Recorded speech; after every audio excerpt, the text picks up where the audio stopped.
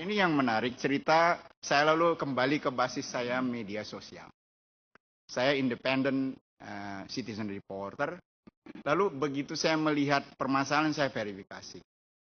Sepenjahat apapun orang, ya kan, kayak Al Capone menggelapkan pajak, membunuh orang, dia tetap orang yang harus diverifikasi.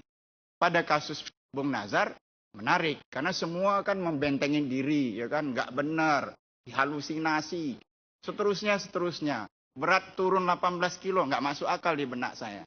Tapi satu yang mengesankan saya, setiap ada kalimat Bung Nazar ini, Bung Sultan Batugana bilang, ngeri-ngeri sedap. Nah, sedapnya yang mana, ngerinya yang mana. Kan begitu. Lalu, Bang Karin ketawa. Iya, terus. Saya paling suka itu, ngeri-ngeri sedap. Apa yang kita nikmati juga, ngeri-ngeri sedap gitu. Bahkan saya sekarang ngeri-ngeri sedap juga hadir di sini. Baik. Insya Allah. Iya, jadi komunikasi terus. Karena PIN BB-nya itu tidak berubah, Bang Karin. Iya, saya tahu. Tidak berubah. Ya, jadi saya SMS terus. Selalu panggil Pak kan, Pak Nazar. Saya mau ketemu Anda. Bahkan seminggu dia hilang saya mau ketemu. Lalu untuk apa? Saya kan punya itu Prestok TV, sebuah account di YouTube juga kan. Yang dulu juga wawancara Bung Anas gitu. Saya ngomongin tentang Anas, saya wawancara DPC-nya, ya kan. Nah, kalau memang Bung Anas begitu, hak saya juga memverifikasi melalui Prestok keberadaan Anda sekarang atau apa yang Anda unak-unakan terhadap Bung Anas kan begitu.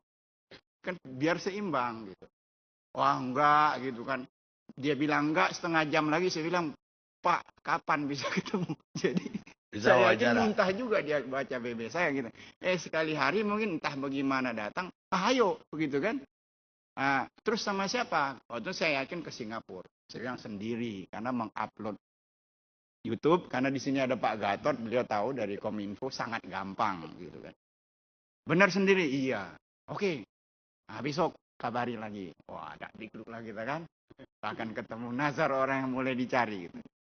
Ternyata hilang, Bang. PIN apa BB enggak deliver, hanya tanda panah gitu doang, centong kan. Ya artinya nggak nyampe. Nggak nyampe. Terus suatu petang gitu lihat, masuk, read. Begitu read, Assalamualaikum Pak, kan begitu. Gimana, kapan ketemu? Tagih lagi kan. Nggak dijawab gitu kan. Begitu terus. Jadi dalam sehari itu, kembali ke kata gigih itu, hampir tidak berhitung. Nah malahan justru Metro, Bang Karni duluan dapat voice. Begitu dapat wawancara by phone, saya bilang, kok tega gitu kan. Janji mau ketemu.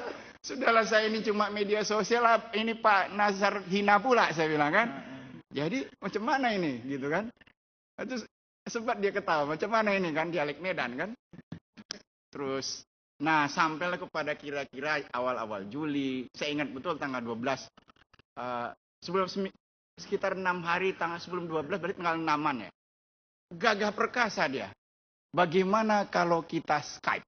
Wah, kaget. Saya juga agak bayangin itu. Saya sama dengan Anda. Kita ketemu. Gimana Anda datang? Betul. Gitu aja. Saya begitu dia bilang Skype, wah tar dulu Pak. Saya nggak mau memutuskan yes or no. Kasih saya waktu. Apa waktu yang saya gunakan? Karena sedikit mungkin biar publik juga tahu. Ketika era 98 saya kan balik menjadi jurnalis. Terus melihat media online. Bisa di-trace semua. Saya ikut membantu konten bineka.com selama hampir 2,5 tahun mengantarkan masuk Enterprise 50 juga. Ya kan? Terus Pak Gatot orang Kominfo tahu portofolio saya di ICT. Baik. Nah, saya berkonsultasi dengan ahli forensik digital. Bagaimana kalau saya merekam di YouTube tidak nanti dianggap barang palsu, barang tempelan. Terus bagaimana yang namanya digital signature yang berisi 32 bit angka itu tidak bergerak kalau saya di forensik oleh polisi gitu kan. Akhirnya ketemu oleh sebuah software yang kita beli $39 online. Dengan software itu gambar tidak bergerak, suara konstan, dan seterusnya. Ya, prinsipnya Anda akhirnya wajar. Kemudian Pak, ready. So, when kan gitu, kapan? 12 mendekati kepastian, kemungkinan 14 gitu, Juli. 14 sudah menunggu-nunggu lagi kita. Ditunda lagi kayak ayam gadis betelor, Bang. Jadi berarti kan 12, 14, 14, 16 gitu kan. 16 itu pas ulang tahun aku 47 tahun, Bang. Aku pikir ini kado yang hebat dalam sejarah hidup kan gitu kan. Jam 10 pagi ayahku berpulang ke rahmatullah gitu. Itu kadonya rupanya.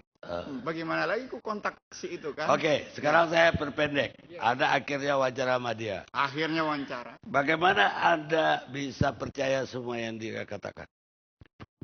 Kepercayaan pertama adalah seperti juga Bang Karni katakan, PIN-nya tidak berubah. Kepercayaan kedua adalah setiap kata yang dia tuliskan konsisten. Artinya kalau dia kan menulis itu juga bahasa Indonesia kan nggak benar-benar amat gitu kan. Ya. Ketiga adalah begitu sudah online, suaranya, tone-nya bahwa dia betul Nazarudin, saya percaya. Yes. Tapi konten yang dia berikan ke Anda itu, bagaimana Anda percaya bahwa itu benar? Dialognya nyambung. Jadi kalau ini kan kita dapat memang saya izin bagi-bagi. Metro duluan, TV One duluan. Yang agak panjang kan awalnya di Metro yang dia yang ngomong. Itu interaktif bicaranya. Saya tahu. Tapi yang saya maksudkan, dia kan menuduh banyak orang. Yes. Anas, istri Anas. Bahkan dia tuduh juga KPK. Iya. Orang-orang Demokrat yang lain. Anda bagaimana cara bisa memverifikasi bahwa ini benar yang dia katakan atau tidak? Nah, ini yang menarik. Saya pada posisi belum memverifikasi lanjutan apa yang dia sampaikan. Baik. Tahap pertama saya adalah meyakinkan dia hampir 40 menit kita berdialog. Kayak itu kan dialog-dialog awal. Belum saya beri pengantar tuh ibarat anchor kan. Belum sampai kepada anchor saya. Nah, sehingga dia nyaman. Secara psikologis dia tenang. Karena awal kemunculannya tuh, dia rambutnya pendek, berjambang, berkumis gitu. Gimana kalau gini? Cepet-cepet dia tutup gitu. Blank lagi. Terus dia berpikir, saya salah tangkap. Apakah dia mau mengubah wajah gitu? Ternyata dia ingin mengembalikan ke wajah fotonya asli. Yang ke foto di Interpol. Ya, gitu. Terus? Nah, itu udah pasti dia yang asli kan? Ya. Kalau perkara konten yang disampaikannya, selalu saya katakan, komunikasi itu kan menyampaikan pesan, isi pernyataan, berupa simbol, gerak-gerik, tangan saya begini dengan begini ya beda gitu kan. Garis, warna, suara, dan seterusnya. Saya ingin meyakinkan kepada publik kita semua, kita sudah rame ribut SMS nggak beres, nggak bisa jadi barang nggak bisa dipercaya. BBM palsu gitu kan. Saya baru pada kesempatan, ini loh Nazar, dan secara hukum saya baca juga di luar, orang menikah, akad nikah, ini bisa. Terus saya ingin bertanya juga pada Floor di sini, yang notaris, itu juga ada katanya mengenai akad kredit. Saya nggak tahu ada ketentuan, nanti tolong bicara. Itu juga udah bisa by visual gitu Bang. Bisa. Conference gitu ya, saya nggak tahu. Itu bukan ranah saya. Yang ranah saya sekarang adalah mencoba. Tapi itu ranah Anda harus tunduk kepada elemen-elemen dan prinsip jurnalistik yang ada. Yes.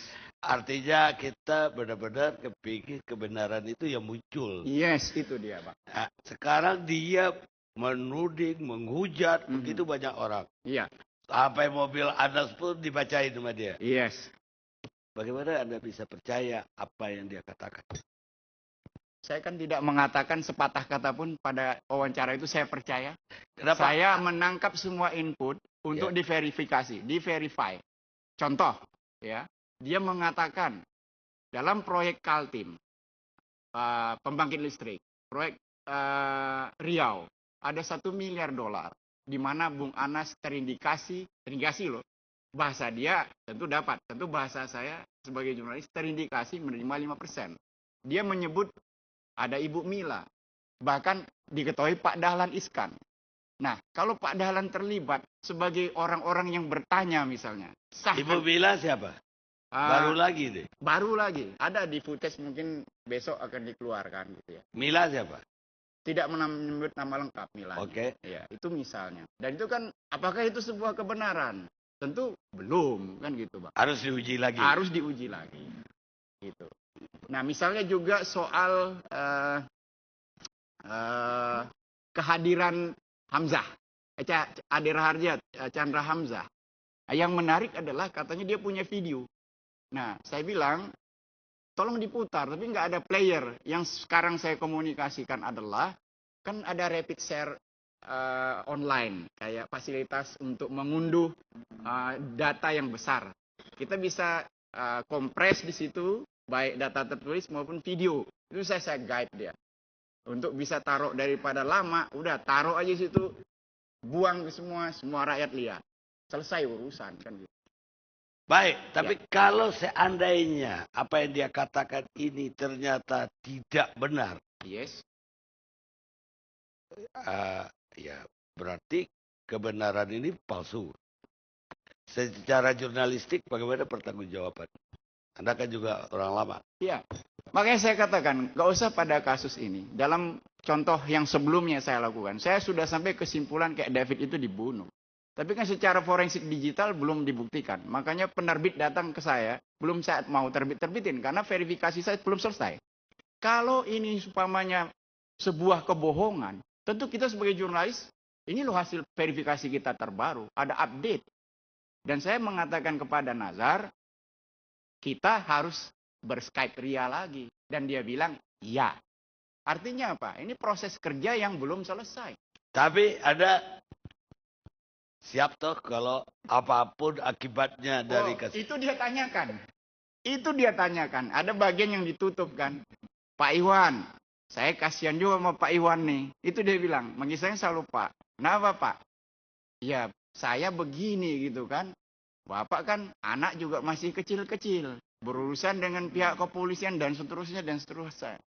Saya katakan, ketika saya kuliah di komunikasi pertama yang kami pelajari itu adalah hati nurani, penjabaran hati nurani. Dosen saya Uta Suhud, almarhum. Gitu. Sama dengan Andi Noya itu kampusnya. Ya kan? Kunci dari jurnalisme itu abang sepakat lah. Itu kan. Nurani. Nurani. Saya setuju dan saya minta tepuk tangan untuk beliau. Pemirsa, yang dikatakan oleh Iwan terakhir, Nurani. Kenapa Jakarta Lawyers Club memilih tema apakah media bersalah? Karena saya juga terlibat menyiarkan wawancara ini. Tapi kan kita bisa berdalih. Tapi Nurani yang menyebabkan sebuah terjadi. Kita istirahat sejenak dulu.